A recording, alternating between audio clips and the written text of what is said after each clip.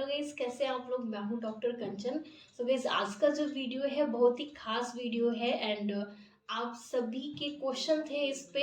Then मैंने सोचा क्यों ना आपको इस पे वीडियो दिया जाए। सो गाइस, क्वेश्चन आते हैं कि मैम हमारे जो मसूड़े हैं उसमें किसी भी तरह की परेशानी नहीं है, मतलब जो गम्स डिजीज होती है उनमें गम डिजीज नहीं है, पायरिया नहीं है, ना ही मसूड़ों में किसी तरह की इन्फेक्शन है, ना गांठ है, कुछ भी नहीं है। लेकिन जो हमारे मसूरी हैं उसमें से कंटिन्यूअस ब्लीडिंग होता है, खून आते रहता है।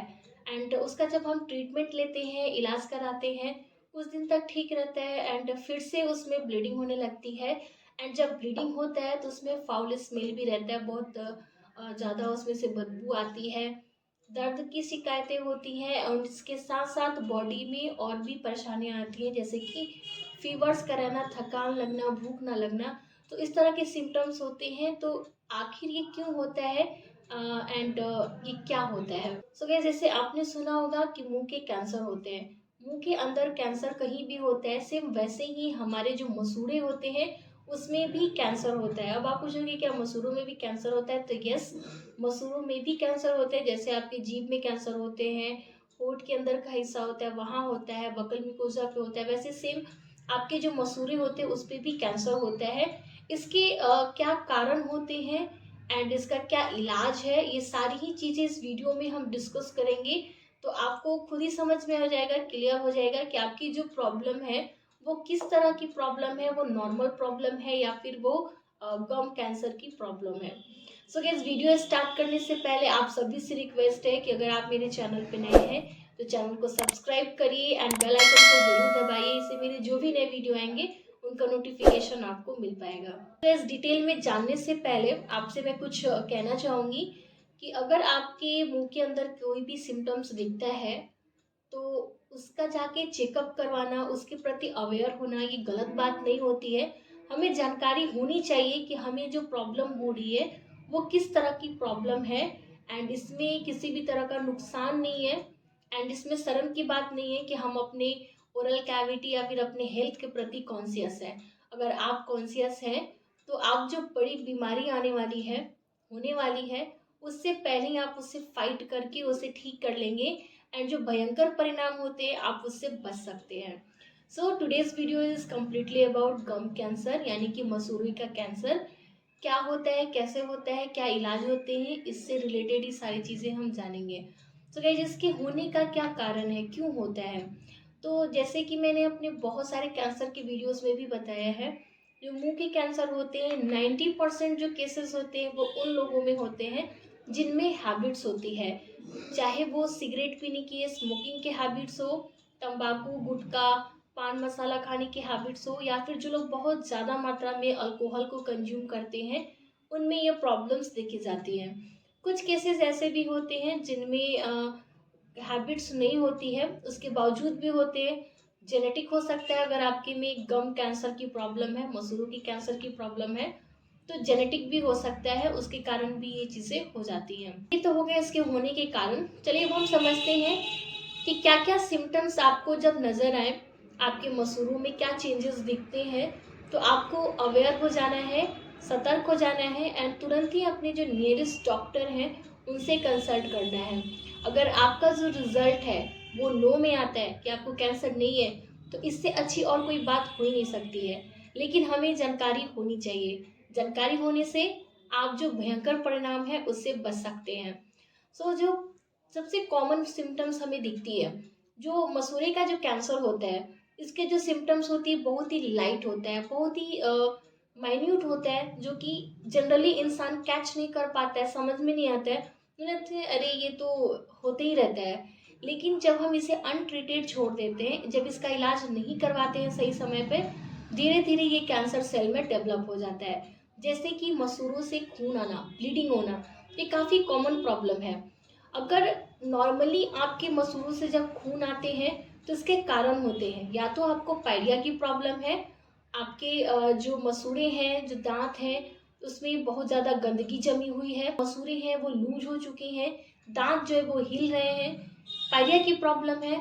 तो आप जब ब्रश करते हैं या कुला करते हैं, कुछ खाते हैं, तो आपके जो मसूड़े हैं वहाँ से ब्लीडिंग होती है। या फिर आपके मसूड़ों में सूजन है, तब आपके मसूड़ों से ब्लीडिंग होती है, या फिर किसी चीज़ से चोट लग गई है तब ब्लीडिंग होती है। लेकिन आपका जो मसूड़ा है ओवरऑल देखने में हेल्दी है, उसमें किसी भी तरह की प्रॉब्लम नहीं है और वहाँ से ब्लीडिंग हो रही है, तो फिर ये थोड़ी सी परेशानी वाली बात है। यहाँ पर आपको अवेयर हो जाना चाहिए कि हमारा जो मसूड़ा है वो हेल्दी है, लेकिन इससे ब्लीडिंग क्यों हो रही है। जब ऐसा कंडीशन होता है तो हमें तुरंत अपने नियरेस्ट डॉक्टर से, डेंटिस्ट से कंसल्ट करके अपना जो ओरल कैविटी है उसका चेकअप करवाना है। हो सके छोटे से वहाँ दाने हो, कोई कैंसरस सेल डेवलप हो रहा है आपके मसूड़ों के अंदर ऊपर, आप उसे नहीं नोटिस कर पा रहे हैं।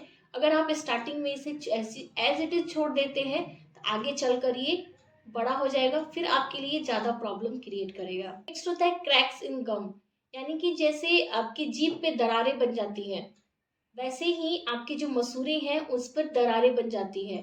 और ये जो दरारें हैं इसमें आपको पेन भी रह सकता है, जो मसूड़े हैं उसमें दर्द भी रहता है। बहुत सारे केसेस में होते हैं लूज टीथ, यानी कि जो आपके दांत है, मसूड़े जो है वो जो दांतों की पकड़ने की कैपेसिटी होती है वो अच्छे से नहीं पकड़ता है, और जो आपके दांत है वो लूज हो जाते हैं और वो हिलने लगते हैं। तो होता है इसकी आपके जो मसूड़े हैं उस पे आपको सफेद यानी कि वाइट, रेड यानी कि लाल रंग के दाने या छाले जैसे भी दिख सकते हैं। और ये जो छाले होते हैं या फिर ये दाने हैं ये जल्दी से हील नहीं होते, ये ठीक नहीं होते हैं। नॉर्मली जो छाले होते हैं या फिर जो दाने होते हैं वो 10 से 12 दिन के अंदर में हील हो जाते हैं, ठीक हो जाते हैं। जो छाले होते हैं वो मसूड़ों पर भी निकलते हैं, लेकिन वो छाले हैं अगर आप उसका इलाज नहीं भी कर रहे हैं तो वो 10 से 12 दिन में अपने आप हील हो जाता है, ठीक हो जाता है, फिर नए जगह पर निकलता है। लेकिन जो कैंसर वाले छाले होते हैं या फिर दाने होते हैं उसे पहचानने का सबसे सिंपल तरीका है, आपको नोटिस करना है ये जो छाला है जिस जगह पर निकला है वहां से क्या ये 10 या 12 दिन के अंदर में अपने आप ठीक हो रहा है, या फिर हम मेडिसिन ले रहे हैं तो ये ठीक हो रहा है। अगर यस तो कोई घबराने वाली बात नहीं है। अगर ये छाले ठीक नहीं हो रहे हैं और उसी जगह पर ये दिन पर दिन बढ़ते जा रहा है तो फिर आपको परेशान होने की ज़रूरत है, आपको अपने नियरेस्ट डॉक्टर से दिखाने की ज़रूरत है, क्योंकि ये जो छाले हैं ये कैंसरस हो सकते हैं। नेक्स्ट है इसकी जो लिम्फ नोड होती है उसमें सूजन आ जाती है। जो लिम्फ नोड यहाँ नीचे की तरफ होती है, जो हमारे लिम्फ नोड्स है इनमें सूजन आ जाती है, नमनेस सा रहता है, सूना सूनापन, सूना लगता है, ईयर में, कान में दर्द रहती है, गले में दर्द रहता है, ये सारे कैंसर के लक्षण होते हैं। साथ ही साथ जब कैंसर सेल हमारी बॉडी में डेवलप होते हैं उस दौरान लॉस ऑफ एपिटाइट हो जाती है, यानी कि हमें भूख अच्छे से नहीं लगती, हम खाना नहीं खा पाते हैं। साथ ही साथ फीवर भी रहता है, बुखार आती है, थकान लगती है, एंड अचानक से बॉडी का जो वेट है वो लॉस होने लगता है, यानी कि अचानक से जो वजन है वो घटने लगती है। नेक्स्ट है is lumps on the gums, यानी कि गांठें, गांठ जैसी संरचना आपके मसूड़ों के ऊपर हो सकती है। और ये जो गांठ है जैसे कि मैंने अभी बताया जो छाले हैं, अगर आप मेडिसिन ले रहे हैं ये ठीक हो जा रहा है, सेम वैसे ही जो गांठ होती है आप मेडिसिन ले रहे हो ठीक हो जा रहा है, या फिर ऑटोमेटिक अपने आप कुछ दिन में ठीक हो जाती है। लेकिन अगर ये गांठ ठीक नहीं हो रही है और इसका ये दिन पर दिन बढ़ रहा है, और बढ़ता कैसे है, इस देखने में इसका स्ट्रक्चर कैसा होगा, इसकी जो संरचना होगी वो होगी जैसे गोभी के फूल होते, कलीफ्लावर होते, वैसे इस दिखेगा, ऊपर की तरफ से खुरदरापन होता है। अगर इस तरह की संरचना दिख रही है आपके मसूड़ों पे और दिन पर दिन ये बढ़ती जा रही है तो फिर आपको यहाँ पर अवेयर हो जाना चाहिए और अपने नियरेस्ट डॉक्टर से ज़रूर कंसल्ट करना चाहिए। नेक्स्ट होता है गाइस ल्यूकोप्लेकिया एंड एरिथ्रोप्लेकिया। जो ल्यूकोप्लेकिया एंड एरिथ्रोप्लेकिया बेसिकली ये होता प्री कैंसरस कंडीशन है। जो ल्यूकोप्लेकिया होती है वो सफ़ेद धब्बे होते हैं, पैचेस के फॉर्म में या धब्बे के फॉर्म में हो सकते हैं। ये हमारे जीभ पे, मिकोजास पे होते हैं, सेम वैसे ही हमारे गम्स पे भी, हमारे मसूड़ों पे भी होते हैं।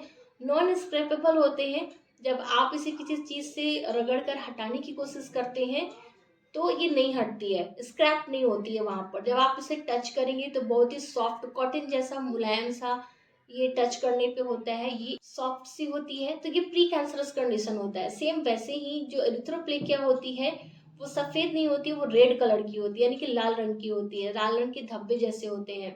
वो भी टच करने पर आपको ऐसे ही सॉफ्ट रहेगा एंड नॉन स्क्रैपेबल होता है। ये होता प्री कैंसरस कंडीशन है। अगर हम इसे एज इट इज ही छोड़ देते, ये कैंसर के पहले का कंडीशन है, लेकिन अगर हम समय पे इसका इलाज नहीं करवाते हैं, उसको ऐसे ही छोड़ देते हैं तो ये धीरे धीरे कैंसर सेल में कन्वर्ट हो जाते हैं। तो हमें स्टार्टिंग में ही जब हमारे मुंह के अंदर इस तरह के लक्षण दिखे तो बहुत ज़रूरी होता है कि हम इसका इलाज उसी वक्त करवा लें। इससे क्या होता है कि जो कैंसर सेल होते हैं, जब शुरुआत में ही हम इसे कैच कर लेते हैं तो इसका जो इलाज है बहुत आसान हो जाता है। अगर ये जो इसका स्टेज है वो अगर एडवांस स्टेज में पहुंच जाए तो उसका जो ट्रीटमेंट होता है थोड़ा सा डिफिकल्ट हो जाता है।